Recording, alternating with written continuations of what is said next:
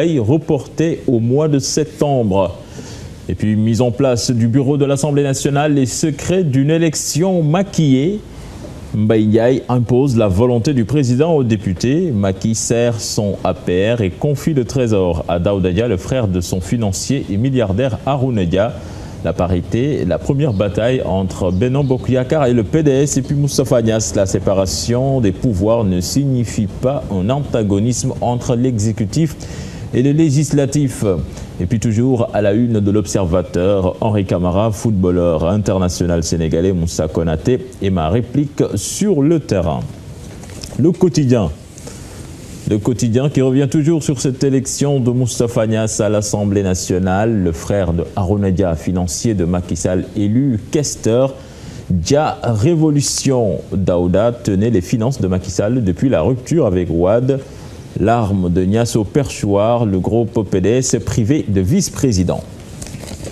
Le Soleil, Moustapha Niasse élu président de l'Assemblée nationale. La mission du député, écouter et comprendre le peuple. 4 femmes parmi les 8 vice-présidents. Awa Gueye, première vice-présidente. Moustapha Cissé Lo, deuxième vice-président. Moustapha Diakhaté et Diagne Fada dirigent les 2 groupes parlementaires. Et puis en judo, Hortense Diédhiou éliminée des JO. Direct Info, 12e législature, Niasse président, l'ombre de Wade a plané à l'Assemblée nationale. Mbaye Ndiaye, ministre de l'Intérieur, l'Assemblée a une responsabilité d'accompagnement. Et puis en sport, nous démarrons avec Stade JO 2012, 6 joueurs sous la menace. La suspension, premier adversaire des Lions du Sénégal. Puis judo, coup de théâtre à Londres, Hortense Diédhiou éliminée d'entrée. Mbaye Boye accuse Hortense et victime de la Fédération sénégalaise de judo. Nous parlons lutte, sanctions à répétition contre les lutteurs de Pikine. Le CNG a-t-il une dent contre Pikine? Point d'interrogation. Et puis nous bouclons avec Sunu Lamb. Le fisc qui sort le fouet pour les VIP. Balla et Eumeu Sommet de payer 20 millions. 10 pour Baboy et Lac 2, Ness 6 millions, Tidiane Faye 2 millions, Ama et Guigui entre 2 et 3 millions. Et puis Lac 2, le puncher de Wallo, c'est normal que les lutteurs paient l'impôt. Voilà, c'était tout pour la une des journaux. Bijou Ndiaye. Merci beaucoup, cher Tidiane Diaw, pour cette une dominée par le sport. Ñu ngi dellu si ci Hortense Diédhiou li nga xamante ne moo nekkoon suñu porte-drapeau et puis dañu ko éliminé déjà ci JO yi. Mu mel ni Sénégal bu fekkente ne football bi ñu ngi ci avancé ci biir JO yi dafa mel ni sport individuel yi moom demeewagul noonu daal. waaw xam nga rek sport individuel moom. Africains yi sax la ñuy wax à part athlétisme souvent c'est très difficile ñu am ci ay médailles. Parce que soo xoolee judo pays asiatiques yi ak aussi pays européens yi sont très en avance ci pays africains yi. Et en plus Hortense bien vrai que moo nekkoon porte-drapeau bu Sénégal. dégg ngeen ñuy wax préparation demeewul woon noonu xam nga rek Jeux olympiques du lu ñuy préparer. En quelques jours. Même en quelques mois. Tu sais, la périodicité, c'est 4 ans. Il y en a qui préparent des JO en l'espace de 4 ans. Ils n'ont que ça comme objectif. Et quand ils y vont, tu vois nettement la différence que c'est pas la même chose avec quelqu'un qui se prépare pour 2 ou 3 mois. C'est pas la même chose. Bon, bien vrai que Yakaar amoon na trop ci Hortense, mais mujj nañ ko gagné. Bon, mais moo nekkoon suñu porte-drapeau. Dommage. Mais elle n'est pas déméritée. Mais aussi am na espoir bu ndaw parce que ñu ngi yaakaar ñu repêché ko. Peut-être que suñ ko repêché parce que moom aussi gis ne jàppale ni ki ko gagné mënu ko. Parce que benn Autrichienne la boo xamee ni je sais pas, elle était championne du monde, non, médaille de bronze en 2010 lors des championnats du monde. Bon, tamit athlète bu confirmé la. Mais jàpp na ni mënu ko dafa def ay quelques erreurs moo tax peut-être suñu yaakaar su amee repêchage peut-être qu'elle va se ressaisir. Mais de toute façon on l'encourage quand même. Donc on va croiser les doigts pour elle mais am na internet fu ma lire kenn ku ne dafa mel ni chinois yi médailles yi ñu defar yëpp dañ ko bëgg a jël yóbbuwaat ko donc may mun a may.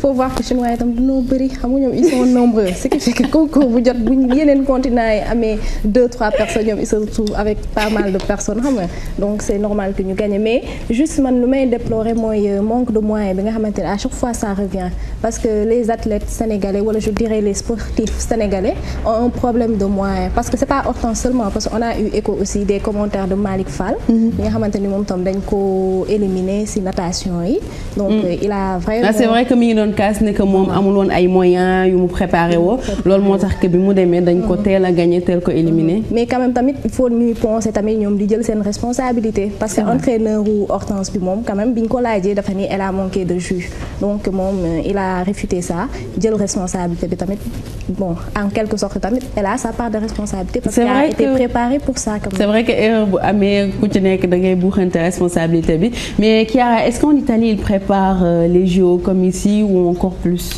Bon, quand même en Italie, ils le préparent. C'est quelque chose qui tient beaucoup les équipes d'athlétisme, etc. Mais parfois on oublie que ça reste quand même des jeux. C'est vrai. Et parfois on prend ça trop sérieusement. Et surtout, ce que je remarque moi, que ce soit ici, que ce soit ailleurs, qu'on parle beaucoup d'orgueil national, mais souvent l'orgueil national, ça grandit seulement pendant, je ne sais pas, les matchs de foot, pendant le foot. On est vraiment tous nationalistes, mais fini ça, on retourne sa vie quotidienne. Donc je crois qu'il faut redonner cette côté humaine aux Jeux olympiques et que les meilleurs gagnent. Exactement comme ni ko Chiara waxee rek Jeux olympiques yi dëgg la boo gagné dina sedd sa xol waaye nag foo la agré donc li ñuy def rek mooy ñaanal ñi nga xamante ne ñoo fa des yàlla may leen ndam que ce soit Lions yi wala ñi nga xam ne ñooy def sport individuel yi te ci weeru koor sax lañ nekk xëy na bu ñu ñaanee yàlla jàppale ñu donc ci kaw koor gi la ñuy yeggali ak suñu oustaz mu indil ñu ngëneelu koor tey nag ci waxu habillement lay wax ci biir weeru koor bi parce que dëgg la seetlu nañ nekk ni koor gi ñu ci bëri dañuy gën a sell waaye am na ñuy continuer di dangal ba léegi donc ba tax na oustaz daf ñuy andi li nga xam ne moom lañ ci wax. mbokk yi asalaamaaleykum wa rahmatullahi wa barakatuhu ñu ngi nuyu mboolem koo xam ne yéen a ngi jàkkaarloo seen télévision Futurs Médias ci seen émission bi di yeewu leen di nuyu sang yu tedd yu baax yooyu le ñaanal leen yal na yàlla yokk leen dëgëral yàlla nangul ñu sunu koor ci barke Seydina Muhammad mbokk yi tey l'islam ak koor mi ngi indi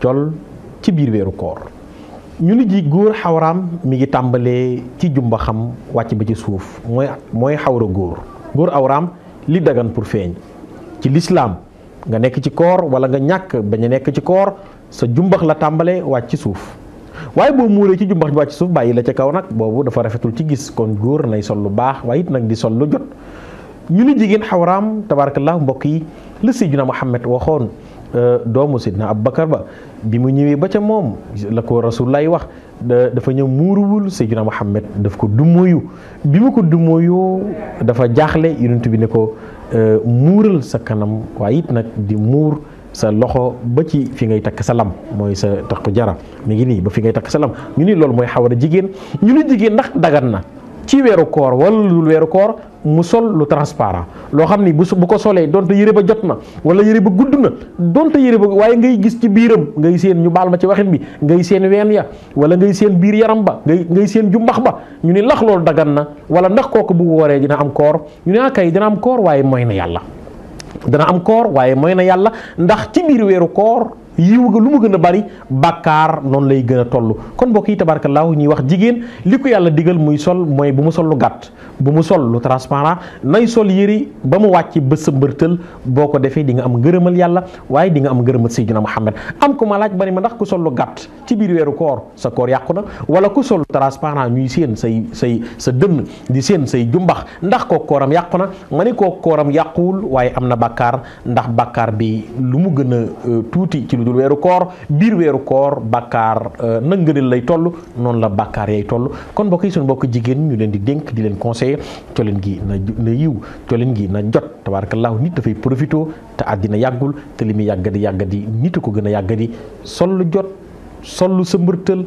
sol lu wàcc sol lu yiw am ngërëmal yàlla am ngërëmal Seydina Muhammad mi ngi noonu ñu jox leen dig daje suba insha allahu taala ci seen émission bi di yeewu leen ci beneen lu ñu lislaam sant wala lu ñu lislaam digal jërë ngeen jëf jërëjëf oustaz ci li nga ñu àndil ci ngëneelu koor mu mel ni nag weeru koor ni jëf yi niñ koy fule noonu la ñuy def bàkkaar yi aussi donc même bu fekkente ne dañoo taamu ñoom dangal ak ñoom sol yu transparent ak yu gàtt ñu jéem a def benn effort rek xaw a guddal xam nga xaw a yiwal tuuti parce que 1 mois yàggul te bu fekkee mën nañ ko continuer sax ñu continuer waaye buñ ko mënul rek nañ ko mën 1 mois bi wala may mën a.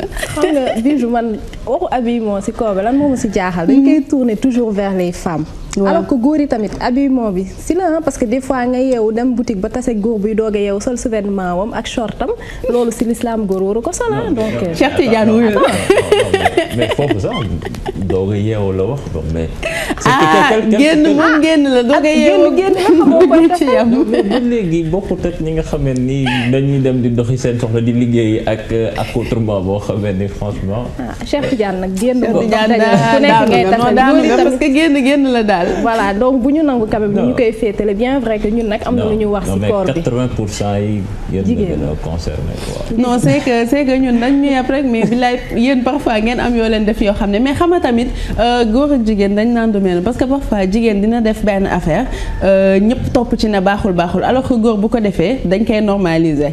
xaw ma genre colonisation la xaw ma na ngeen ñoo nax xaw ma nu mu demee noonu daal waaye jigéen moom la ñuy gën a surveiller ci moom la ñuy gën a wax car on parle de l'habillement pendant le Ramadan donc notre stage nous disait qu'il fallait pas s'habiller serré, fallait pas porter des habits transparents, pas de jupe courte, rien du tout.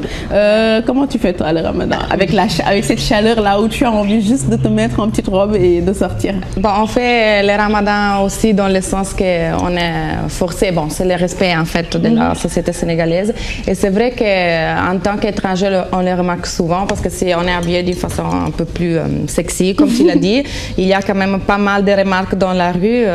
On entend les vieux ou bien les jeunes qui... Ah, ils le disent quand même. Ah ouais, ils te disent, ils font des remarques, genre comment tu es habillé, c'est le Ramadan, ils parlent entre eux comme ça. Ou bien ils font des remarques sur les toubabs, etc.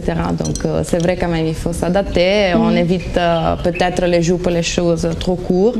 Et voilà.